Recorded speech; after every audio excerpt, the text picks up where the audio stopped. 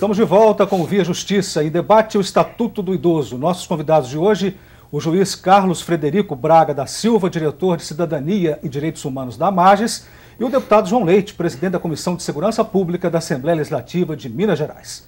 Neste último bloco, uma análise sobre o futuro dos idosos do Brasil. Para abrir o debate, vamos ver dados do IBGE, com base no último censo do ano 2000, em comparação com o primeiro censo em 1940. A proporção de idosos mais que duplicou em 60 anos. Passou de 4,15% para 8,6%. O Brasil tinha, em 2000, 14 milhões e meio de idosos. A expectativa de vida aumentou quase 30 anos, passando de 42 anos e 7 meses para 70 anos e 4 meses. Em 1940, as mulheres tinham em média 6 filhos. Em 2000, elas passaram a ter 2 filhos. Em 6 décadas, houve o envelhecimento da população brasileira.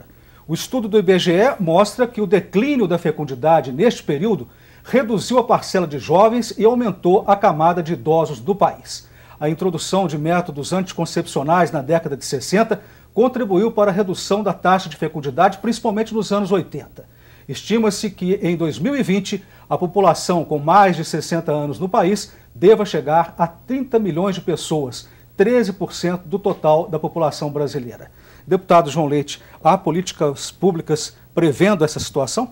Não, infelizmente não. Nós não temos esse olhar para a pessoa idosa. Muitas coisas agora, nós temos o início de coisas acontecendo, né? E até com muita contribuição da ciência.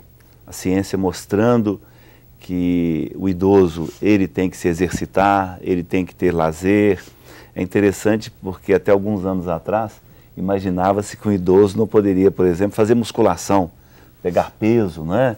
E hoje os médicos recomendam a musculação, recomendam a academia para a pessoa idosa. Nós não estávamos preparados para isso. Hoje nós temos algumas cidades que já estão disponibilizando esse tipo de academia, de exercício nas praças. Hoje nós temos muitos idosos que não abandonam a sua caminhada, não é, matinal ou à tarde, mas nós temos ainda situações muito delicadas em relação ao idoso. Eu queria dizer uma aqui que para mim é a mais grave de todas, que é ligado ao Sistema Único de Saúde. Nós vivemos hoje, infelizmente, uma seleção. Muitas vezes a pessoa idosa, quando ela busca o serviço, e hoje, com o avanço da ciência, nós temos grandes possibilidades da pessoa avançar na vida, nós vemos, infelizmente, uma seleção.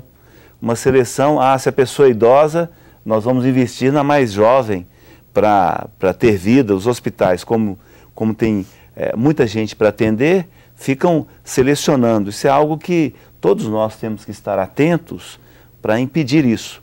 Cada dia de vida de uma pessoa idosa é muito importante para a sua família, é muito importante para a sociedade. Aproveitar este tempo da pessoa. Nós não estamos preparados ainda.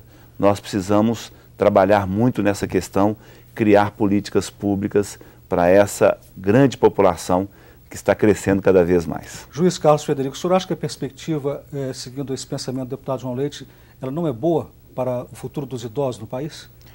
Gostaria de registrar aqui, com o avanço da ciência, a previsão da nossa existência aumentou muito, né? Então, a gente tem uma chance de viver muito mais do que os idosos atualmente. A expectativa de vida nossa é muito grande. Então, quando a gente lida agora, né, falando de idosos, nós estamos falando de nós daqui a alguns anos. Isso se nós não morrermos antes, né? Então, eu acho que nós temos que prestar muita atenção nisso, que essa mudança cultural é absolutamente imprescindível para nós mesmos assegurarmos uma boa qualidade de vida para a gente. E eu penso o seguinte, Carlos, eu acho que a gente viveu, nós estamos numa pós-modernidade que foram quebrados vários parâmetros absolutos que haviam antes, certo? E a igreja era um valor absoluto, o casamento era um valor absoluto, a dependência da mulher sobre o homem era um valor absoluto, e no século XX isso mudou muito. E agora nós estamos resgatando alguns valores, e bom que sejam feitos por instrumentos legais, coercitivos, como o Estatuto do Idoso, o Estatuto da Criança e do Adolescente, alguns valores, a dignidade do ser humano, que sejam resgatados por uma dimensão jurídica coercitiva, porque nós precisamos desses parâmetros. Essa questão de você desconstruir tudo o que havia antes e agora.